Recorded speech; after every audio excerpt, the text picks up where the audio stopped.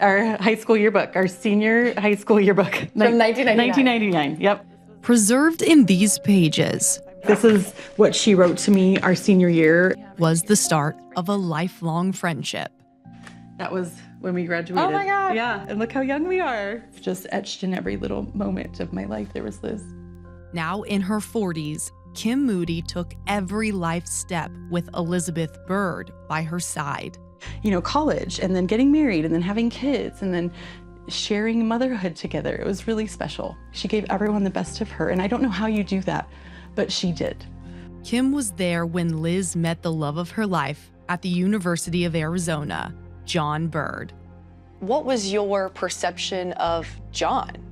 So when Liz met John, I think she knew she was going to marry him. Like, she knew she loved him, he loved her. John was a detective with the Maricopa County Attorney's Office, specializing in domestic violence.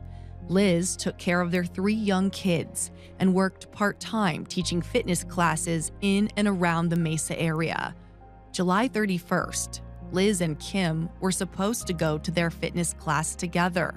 But she didn't text that morning, and so I was texting her a few times, and I'm just like, something just felt wrong. Kim got a hold of the Byrds' oldest son, who's 12.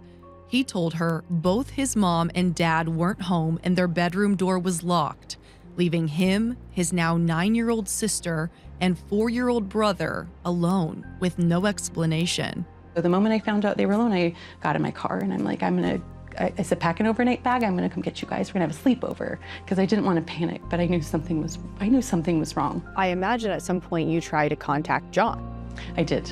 Did he answer? Nope. Liz's parents soon called police for a welfare check. Officers found Liz dead in the bedroom from strangulation. John was nowhere to be found. Get to the kids. How are the kids? What are we going to do with the kids? How do we explain this to the kids? How quickly can we get to them to hug them, to reassure them, to grieve with them? Liz's older brother, Rob Petrich, was stunned by what they learned next. Officers tracked down John Byrd, who confessed to killing his wife during an argument. He told police he took a medical leave from work and was struggling with mental health issues, but told them in that moment, a switch just flipped. At no point did Liz express to family or friends that she was worried for her safety. We just didn't see this coming. More confusing to their family, John worked in law enforcement and was recently recognized for his work in domestic violence prevention. Given John's career, makes all of this a lot more hard to handle. You know, you think hypocrite, you think.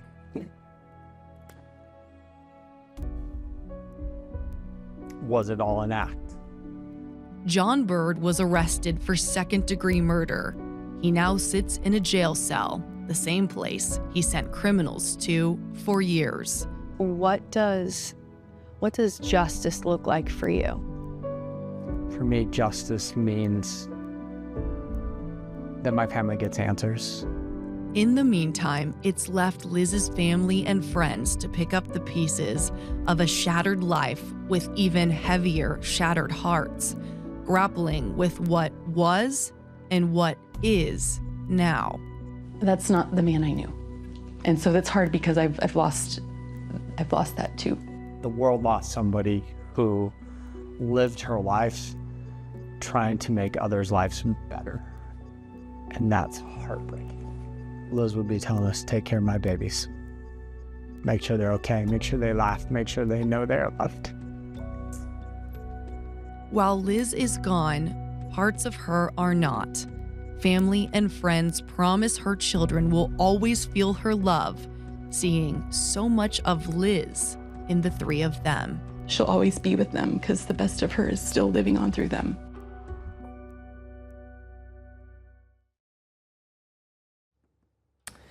All 3 kids are now being cared for by Liz's parents, brother, and other close family and friends who are stepping in to help. As of now, John Byrd's trial is set for late December, though that could get pushed into next year, 2025.